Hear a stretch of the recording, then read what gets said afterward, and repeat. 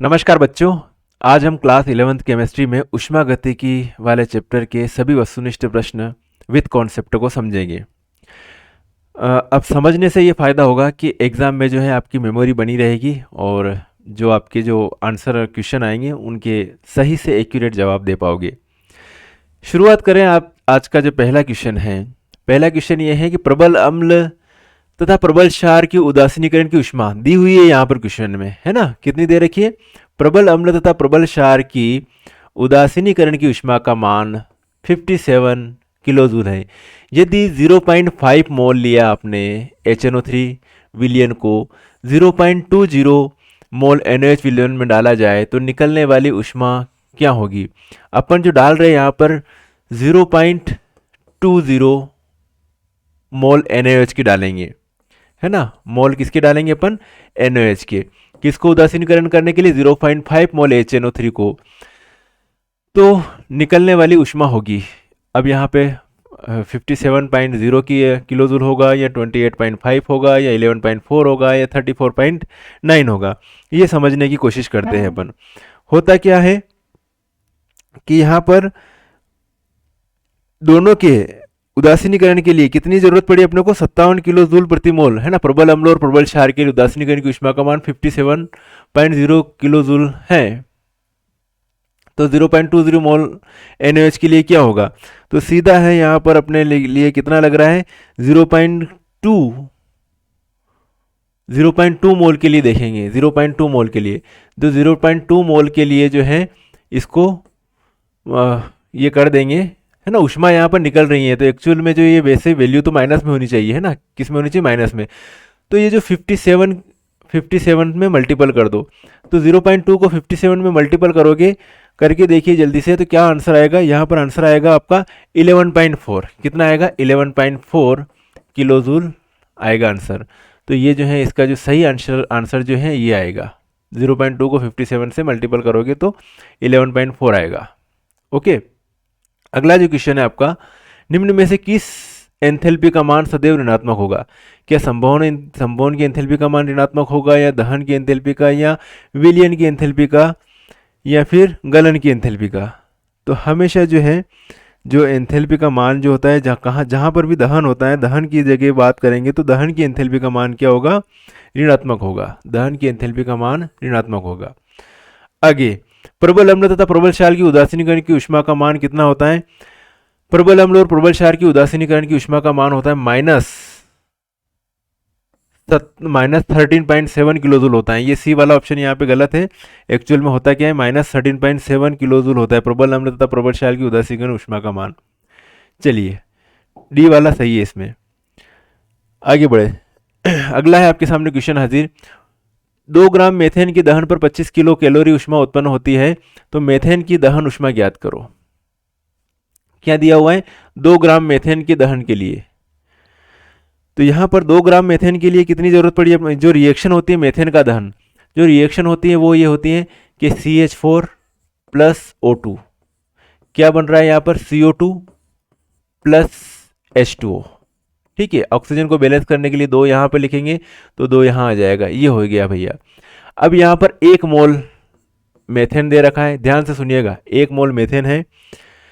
अब 1 मोल मेथेन हो रहा है, इसके दहन से 1 मोल 2.0 ग्राम मेथेन के दहन में 25 कैलोरी ऊष्मा उत्पन्न हो रही है। जो ऊष्मा उत्पन्न हो रही है वो कितनी हो रही है? 25 किलो कैलोरी ऊष्मा उत्पन्न हो रही है। तो 1 मोल में कितने ग्राम मेथेन है ये देखते हैं। तो 1 मोल के लिए 12 और 4 16 ग्राम होंगे। कितने होंगे? 16 ग्राम। ओके, 16 ग्राम। अब यहां पर देखना है कि 2 ग्राम मेथेन के दहन के लिए 25 किलो कैलोरी ऊष्मा होती है, तो मेथेन की दहन ऊष्मा है, देखते हैं। तो 2 ग्राम के लिए 25 कैलोरी है ना। 25 किलो कैलोरी ऊष्मा निकल रही है। तो 16 ग्राम के लिए कितनी होगी? 16 ग्राम के लिए ये हो जाएगी 25 गुणित 8। 25 गुणित 8 कितना हो जाएगा? 200। 2 8 16 होता है, तो 25 गुणित 8 लिख दिया तो 200 किलो कैलोरी होगी। 200 किलो कैलोरी होगी। कहाँ पे आ रहा 200 किलो कैलोरी? ये बी वाला ऑप्शन जो है इसका सही है। अगला है आपके लिए क्वेश्चन हाजिर। अभिक्रिया कार्बन और सल्फर से क्या बन रहा है, कार्बन डाइसल्फाइड बन रहा है, में ऊर्जा परिवर्तन होता है। तो जब भी कुछ बनता है तो वहाँ पर उसके बनने के लिए जो वो होती है उसको कहते हैं संभवन की ऊष्मा। तो यहाँ पर डी वाला ऑप्शन सही होगा, संभवन की ऊष्मा, ये वाला सही आएगा। एंथैल्पी को एच से रिप्रेजेंट करते हैं, दाब को पी से, आयतन को वी से तथा आंतरिक ऊर्जा को यू से रिप्रेजेंट कर रहे हैं। तो अब क्या होगा, सही ऑप्शन कौन सा है? तो एंथैल्पी बराबर आंतरिक ऊर्जा तथा दाब आयतन के योग को क्या कहते हैं, एंथैल्पी कहते हैं। तो H बराबर U plus P V, enthalpy की डेफिनेशन भी यही है कि एंथैल्पी किसे कहते हैं, एंथैल्पी को ऐसे रिप्रेजेंट करते हैं। तो एंथैल्पी आंतरिक ऊर्जा और दाब आयतन के योग को एंथैल्पी कहते हैं। तो ये वाला बी वाला ऑप्शन सही है। अगला है स्वतः प्रवर्तित प्रक्रम में तंत्र में होता है। स्वतः प्रवर्तित प्रक्रम में तंत्र में होता है, क्या होता है भैया? मुक्त ऊर्जा के मान में, जो भी स्वतः प्रक्रम है, प्रवर्तित प्रक्रम है, उनमें मुक्त ऊर्जा में क्या होती है, कमी होती है, नेगेटिव में आती है मुक्त ऊर्जा। तो मुक्त ऊर्जा में क्या होती है, कमी होती है, याद रखना स्वतः प्रवर्तित प्रक्रम के लिए, हमेशा याद रखना, बिल्कुल। चलिए नेक्स्ट है बेटा जी, बी वाला ही था, रुद्धोष्म प्रक्रम के लिए जो ऊष्मा न तो देता है न लेता है, उस कंडीशन में रुद्धोष्म प्रक्रम के लिए डी क्यू मतलब ऊष्मा परिवर्तन जो होता है वो डी क्यू बराबर क्या होता है, जीरो होता है ना। ऊष्मा में परिवर्तन डी क्यू बराबर क्या होता है, जीरो।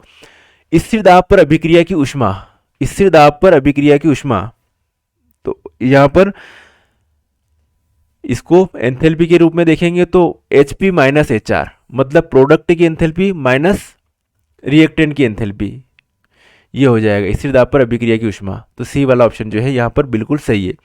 यदि बी की एंथैल्पी ए से अधिक है, क्या क्वेश्चन है, यदि बी की एंथैल्पी ए से अधिक है तो ए से क्या बन रहा है, बी बन रहा है, और बी की अगर एंथैल्पी अधिक है तो अधिक एंथैल्पी कब होगी, जब ऊष्मा को अवशोषित करेंगे। तो यहां पर इसका सही ऑप्शन है ऊष्मा शोषी।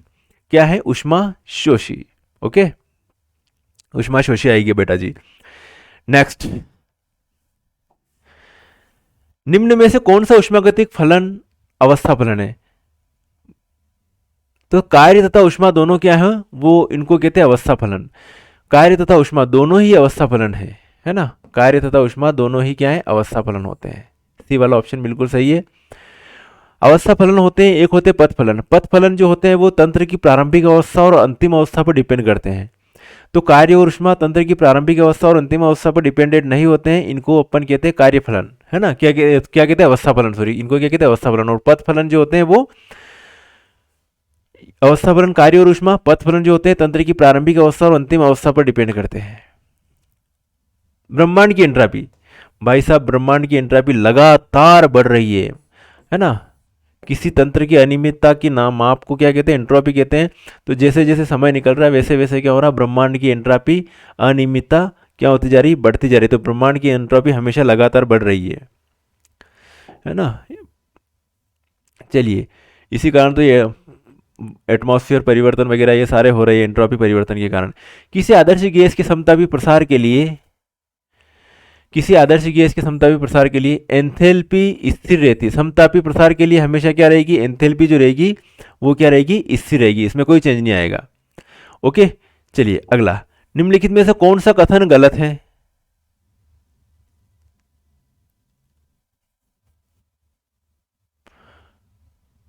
निम्न में से कौन सा कथन गलत है?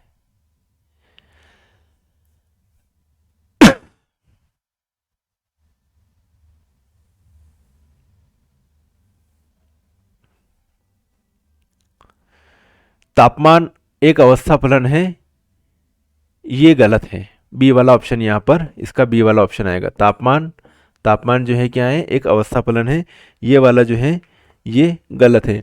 कार्य एक अवस्था फलन है, बिल्कुल सही बात है, कार्य अवस्था फलन होता है, ध्यान रखना। और तापमान एक अवस्था फलन है, अवस्था फलन नहीं होता तापमान।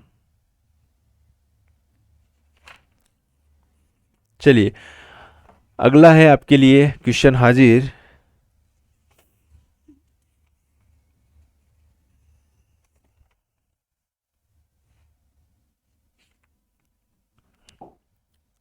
अगला क्वेश्चन है SO2। SO2 की संभवन ऊष्मा का मान कितना दे रखा है, -70.9 किलो कैलोरी है। तो SO2 की संभवन ऊष्मा, SO2 की बनने में संभवन ऊष्मा कितनी लग रही, -17.9 किलो कैलोरी प्रति मोल है। अब SO2 32 ग्राम SO2 को वियोजित करने के लिए आवश्यक ऊर्जा होगी। तो यहाँ पर सिंपल बात है, SO2 सल्फर डाइऑक्साइड, तो सल्फर का परमाणु भार होता है वो कितना होता है 32, और O2 तो 32, 16 दूनी 32, तो 32 और 32 कितने हो गए 64 हो गया, 64 ग्राम लग रहे हैं। 64 ग्राम के लिए कितना लग रहा है, संभवन ऊष्मा का मान कितना, -17.9 किलो कैलोरी प्रति मोल है। तब 32 ग्राम के लिए कितना होगा, 64 की जगह 32 ग्राम, 32 ग्राम की बात करें, 32 ग्राम SO2 के लिए, तो 70 में से 70 डिवाइडेड बाय 2 कर देंगे, डिवाइड बाय 2 कर देंगे तो आपका आंसर आ जाएगा।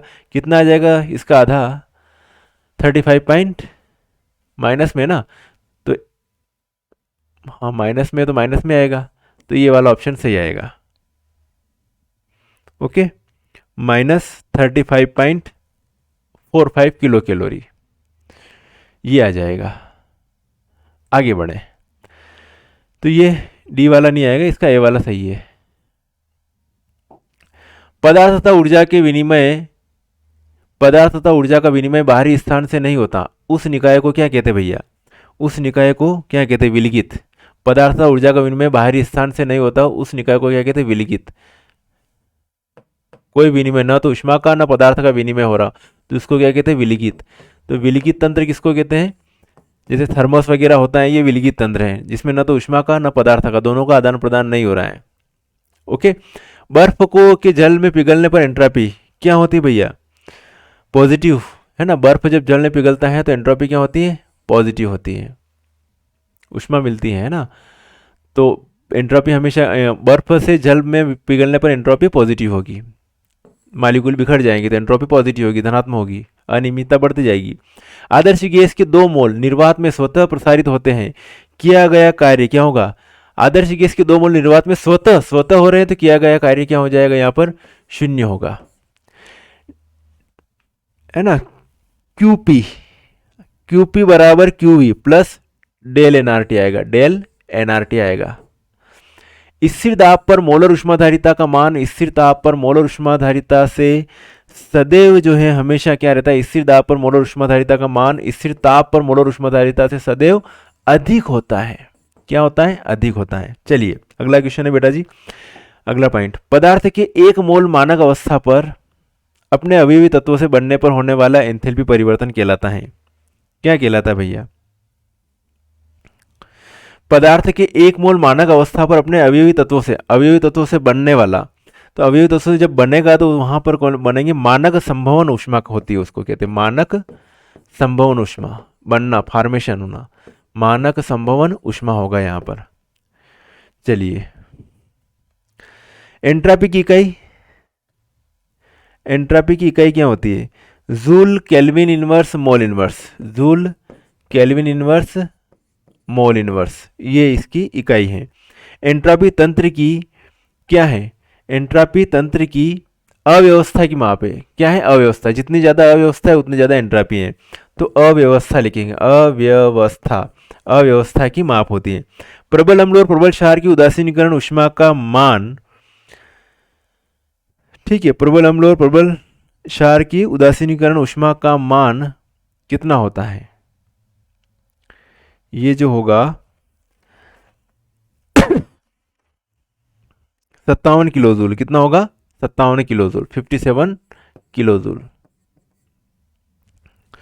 किसी विलिखित निकाय की कुल ऊर्जा जो होती है वो होती है स्थिर, क्या रहती है, स्थिर रहती है। किसी विलिखित निकाय की कुल ऊर्जा स्थिर रहती है। ओके, कोई भी विलिखित निकाय रहती है उसकी कुल ऊर्जा हमेशा क्या रहती है, स्थिर रहती है।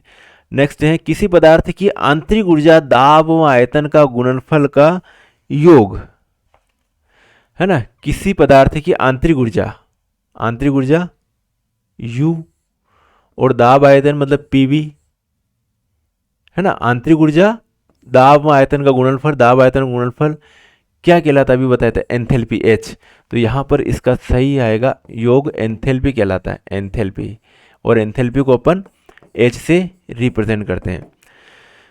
तो साथियों ये जो है वस्तुनिष्ठ प्रश्न करवाए हैं, हम इसके थ्योरेटिकल क्वेश्चन भी करवाएंगे सारे क्वेश्चन बैंक के धीरे धीरे।